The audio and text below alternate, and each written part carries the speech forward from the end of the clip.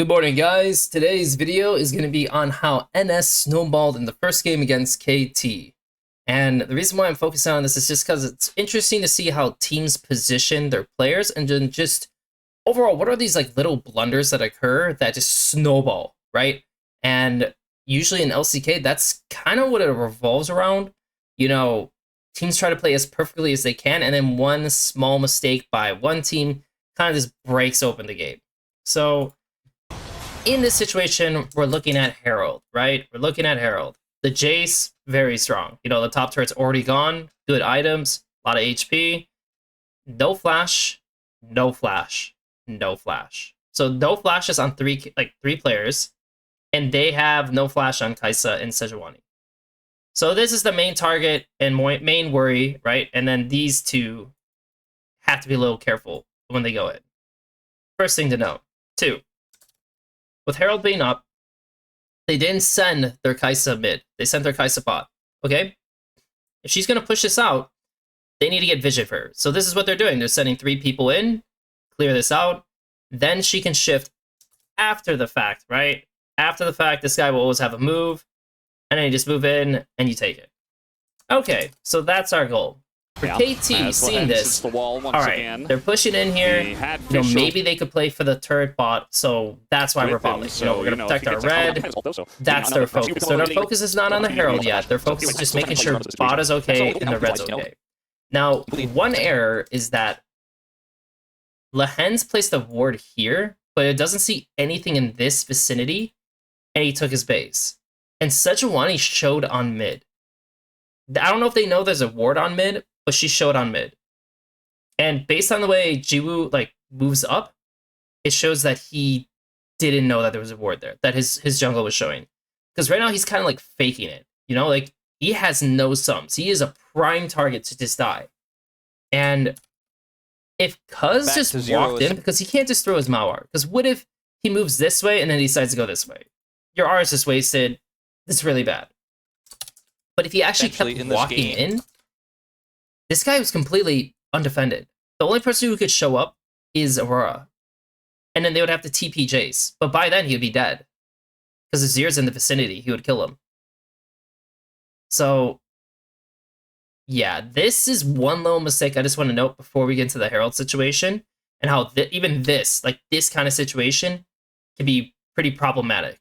Because Azir would fully push out bot, even if, let's say, they still give up Herald, which, who knows if they could even take Herald in that time frame? Probably not. They could just walk over and contest it, because there's no TP on this guy. It's not like he's going to come back. But just to note, they don't do it. They don't get the pick. So now this guy gets to shift over. So who's first? NS. NS is first on Herald, okay? That's important to note. KT being second, as you have to know, anyone that is second onto these objectives, and keep in mind, if they do want to make this a better contest, he has to drop. Perfect, I'll be honest, Perfect is going to make this mistake a couple times, at least in terms of how KT are trying to play the objective, is that, so for Perfect, if he drops the wave, yes, it sucks. However, if he's already in the vicinity, then they can actually have a 5-man, like, play, right?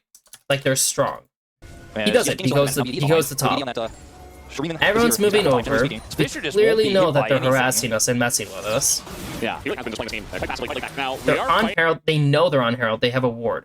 KT knows there's a ward there. There's no flash. Remember, prime target.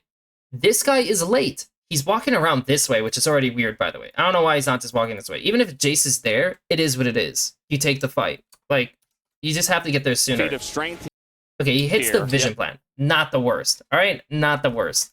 Because now this shows that, okay, if they're not showing, if there's only 2 people showing here, and what does that mean? Where's everyone else? Where are these guys?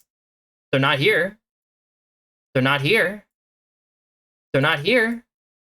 You know what I mean? Like, it's just a process of elimination. So, I'll ease up on Perfect a little bit here. What he did is like okay in the end for doing the vision plan, but this means they should contest this even slower. Like when we get to this pink and you hit this, everyone should like take a second to breathe. Yes, this is big. But they don't. And Lehen's goes for it. And they pick him. And Azir gets to just free hit. And who does Azir even focus on? He focuses on this guy. Azir technically could start trying to pump into him, which is probably a better option than anything.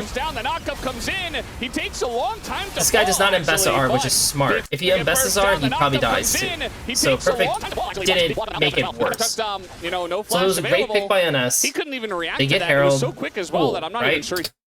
What do we do next? Both our TP's down on KT's side, so they have to decide who goes to bot, who goes to top.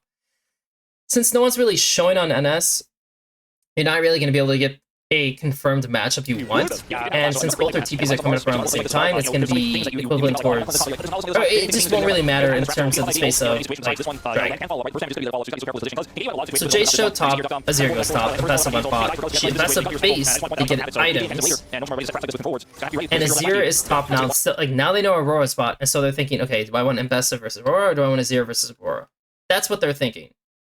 The Jace is very strong, and honestly, it's the better matchup for Azir. Like, Azir will probably do more to the Jace than the Ambessa. But the Azir also wants to buy items, which is like the awkward part. Like, he gets the guys, right, the haunting guys, and it's a reasonable spike, to be honest, because it amps your damage up still.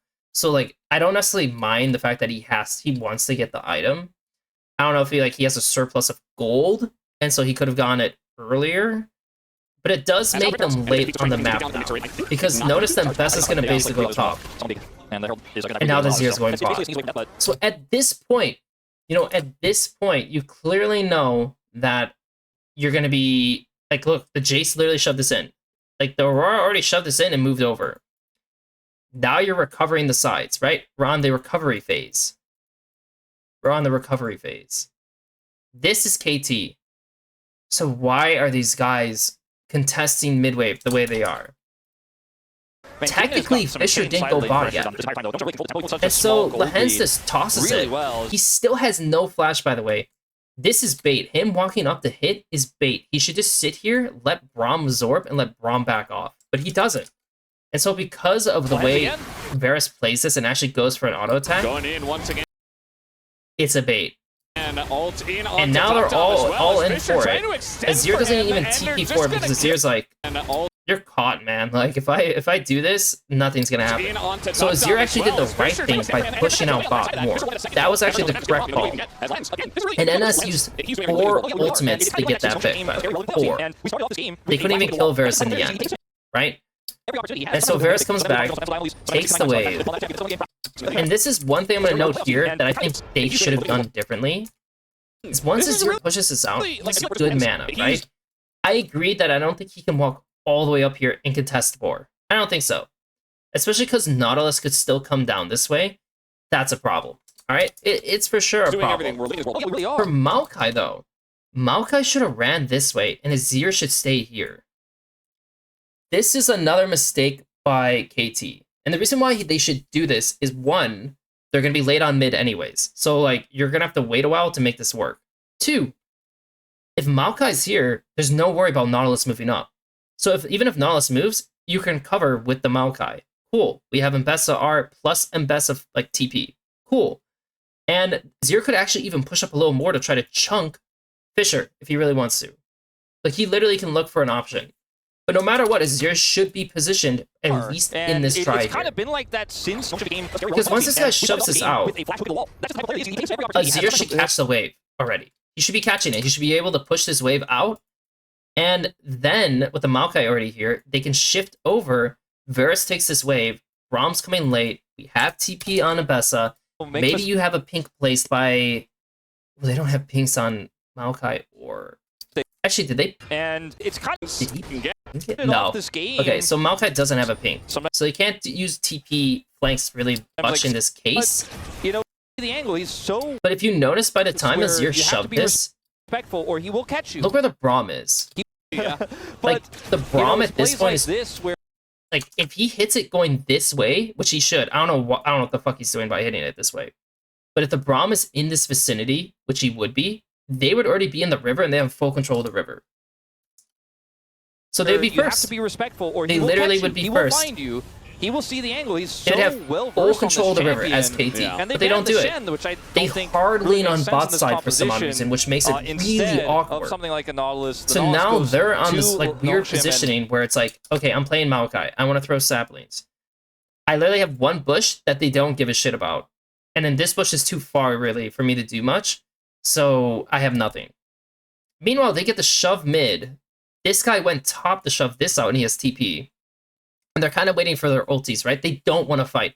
Like, really, like, technically, they don't want to take a fight. Even if, like, they have good items, it's, like, semi-spooky. Okay? And imagine if they had the position where the dragon was pulled this way. They have control of this bush, which is way more annoying. They have control of this bush and mid. It just looks way better. It looks way better because now these guys have to contest through here, and that's fine. That's really not a big deal, like, compared to this side. I like this side way more than this side. I don't know, it's really... Now, this is the next big problem that's going to occur. Remember where I said Perfect caught the top wave, and yeah, he could have sacked it and ran towards Herald's situation to make it a little bit better? He goes for the mid wave. Really, with how they're starting the drag, he needs to book it. Like, he needs to drop this and book it. But watch what he does. He's going to hit the wave, and now NS knows that Mbessa's on the wave, and it's a 5v4 like, okay, yes, like, this guy is not in the picture yet, but it gives him a lot of confidence, because if Mbessa was rolling out into this vicinity, they have to give respect. And this respect will maybe push them out a little bit more this way, which gives them more space to do the drag. Again, they don't necessarily want to start a fight. Like, they're kind of just dancing, right? It's a dance. Oh, you can't kill me. You don't have the damage. Just not expecting Fisher to show up. Now, Chemtech... And Varus has R, by the way. Varus has R, who has no flash. Only Nautilus. So all the people who have flash in front are chilling. Expecting Fisher to show up. They take poke. This guy's moving behind. This guy gives respect. They have no confidence to move forward or pull. 2 wards on Braum. Tech Soul is buffed. So now this guy is literally, both these guys are individually pushing them out. Now there's a pink here. Okay, that's scary. 11 to 13, baby. 11% to 13%. And look how they're just so scared to do anything. No one wants to go. I know about the buff. And look where Mbessa is. 13, baby. 11% to 13. Mbessa's walking all the way around. Versus just like, if they pull on Mbessa, yeah, maybe they kill Mbessa, but the dragon's gone. And I doubt she dies because she has flash. You see, like, no, we're like, I know so about the buff. Perfect kind of just doesn't do anything, and they steal the drag. Literally completely uncontested steals the drag. Okay, so that wasn't good. But how does it get worse? How could it possibly get worse? So NS takes the time, they hover bot, you know. Keep in mind, when it comes to Otacon, you don't really want to pull it. Because it lowers your resist. Like, your resistance go down. It has high HP. Like, it's not the safest objective unless, like, you get a pick, or you know for sure they won't just directly contest you in a 5v5. So Otacon is a little bit off the table, okay? It's a little bit off the table. So at this point, both teams are going to fill each other out up to the next 4 minutes, figuring out how do we approach this objective. What can we find? Okay. So Jace is still top, has TP. Thus is top, has TP. You see that NS and KT are both fighting for vision on the bot side. Once again, and this is a little interesting. So he's farming well. The Varus' bot takes out the wave. They then decide that they want to switch out. Actually, when was it? It was actually here. The Zero was bot, sorry. The Zero was bot. And then they decided to switch out the Zeros to go mid, and the Varus bot lane, because Otacon is there, and so they were having their dual lane down there, and just splitting it this way. That's their approach. Solos in mid, top, duo and bot with Otacon. Lens is kind of just like messing with people, to start seeing some plays for Lehans KT, gets otherwise deep wards this because game these will guys are on continue to resets. just So drift KT away now, from them. they don't have good Saw vision in the that moment jungle. 'cause It's very spooky. get Everyone's got to air be really quotes careful. caught, and take no Zero damage with takes abilities the coming. His wave. heart steal. And he shifts over. Now, here's the thing. This is the awkward part. Because they are not contesting this, like if he shifts over, and it's, again, it's a really annoying dance, but technically they should walk in this way. Like, they need to clear this vision so there's, like, a way for Zero to approach safely. But they don't So he's not worried about the Aurora too much. He's very do it. to deal with Like, in notice, this like, they're game as directly contesting Juwu. And this is a mistake by Juwu where when they're moving in like this, especially when they're taking this vision and you're not here, like the Nautilus is here, by the way. Like, he could try to approach this way. Not really the best still. It's not like the greatest look because you don't have TP flanks. But he could actually shift over at this point and start moving this way. And while they're stuck here, now you're going to go here with the Nautilus and cut them off from mid. And yeah, they're going to start Otacon, but then you're pulling Otacon. You're not going to kill it in time. They'll contest you. And that's when it's going to get really awkward. Really awkward. For Otacon right so now, NS does not do it this way. Teleport was just used for Fisher. The Nautilus does into keep the mid lane, position, but this guy backs off. But Sejuani could be here the entire time just to overwatch it, right? His positioning is fine. And Fisher's But he very actually close, gets pushed out. So Lehans is looking for this. And there's going to be another funny mistake that happens here. As you see this ward, it's a really good TP flank ward. Like, in case he gets picked. Unfortunately, Wei places a ward. Like, for one, this ward is whatever. I mean, I understand they're worried about, like, an engage from here. And maybe that's why it's good, okay? But he's actually going to place another ward right now that removes this ward. So that's a little that sucks a little bit. I don't know if this guy gets initiated on. At this point, the second Nautilus does this, by the way, oh boy. In many ways, Azir could shuffle him. We could have TP coming out, and we just kill him. They could literally do that if they wanted to. They're just letting Lehans. Because this is not a safe play by this character. It is not a safe play by Nautilus at all. Do whatever. The only downside is that if he does this, technically both these lanes are open, especially if he TPs, so you'll lose the top turret. That's the only thing that sucks, is like you'll lose the top turret. Once in their jungle now, trying to force a flash. Doesn't throw his R, doesn't want to use his R, and then him just flashing away. Lehans. And so it looks okay, right? Like, he actually got half chunked. You still didn't lose the wave. Everything's okay. But then BDD goes in for this big play. Doesn't have Zonias. But he's alone. The Mega they try to recover him. Finally, the rest of the team. They're able to kill Aurora. Does follow up, but no. This is where you're going to see mistake by Dectum. So Aurora's going to die. Again, Lehans is creating a situation where look at where Kaisa is. Because he didn't do this shift over, an anticipation that maybe you'd play to cut them off on mid, so he's not thinking like about the big picture. It means he's late. So this is a good fight for them. It's a good fight for KT in the end of the day. I don't know if that's what BDD is interpreting because they know Kaisa got pushed off, but he goes for it. Okay? Now he's and I'm curious if maybe it would have been better for Perfect to just he's gonna scoop up two, but he's let's see. It's Lehans, but one, now he's going and he's gonna scoop up two. Okay, sorry. Force a flash, I think it's Lehans, but BDD one, now he's going and he's gonna scoop up two, three. But he's alone. Yeah, I mean, if he did it, he would have been coming out and rolling up already, The Mega go and he would have been on on this guy. Maybe they would have gone on Aurora the same way. I don't know if it would actually reach, but he would definitely be in the picture a little sooner. Finally, the rest of the team does follow up. But regardless, they go on him, and this is where Dectum makes a mistake. So Dectum tries to kill this guy. This guy used all of his spells. Who gives a shit about this guy? He needs to focus everything on him. Like, he threw his Q at this guy while R'ing him. Why? Why? Sure. Immediately. Look, For one, there's no DPS that he can do now at this character. There's none. Absolutely none. Another approach that he could have had to protect them is he could have moved this way. He has flash. It's gonna suck to use the flash this way, just letting you know.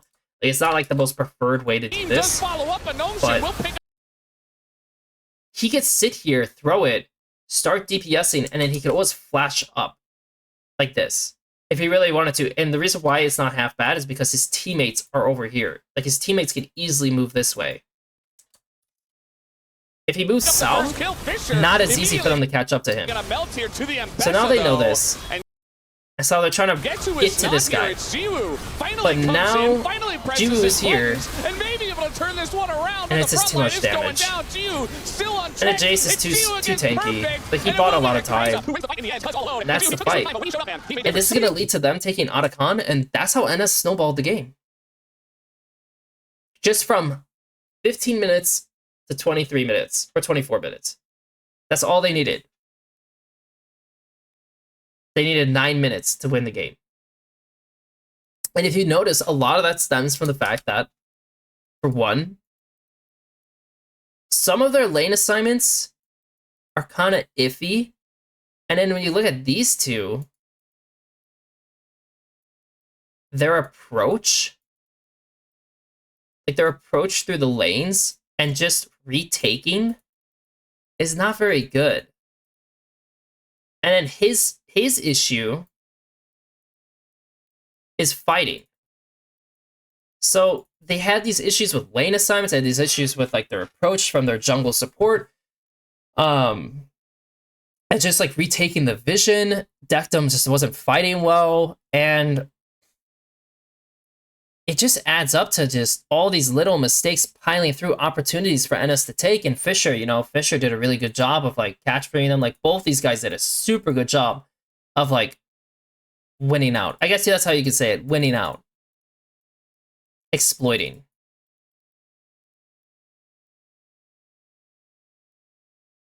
And the rest of them played it out. And so when you're watching these games, you know, just keep in mind, like, even though like you're going to see some pretty damn good players, right? Like, BDD is a good player. The reality is that unless you, especially in LCK games, like LCK versus LCK games, like if you fail these like aspects, these fundamental aspects, you're going to have a hell of a time doing anything. A hell of a time. You won't even get a chance to fight properly. So, hope you guys enjoyed that. It's a little shorter video. Till next time, see ya.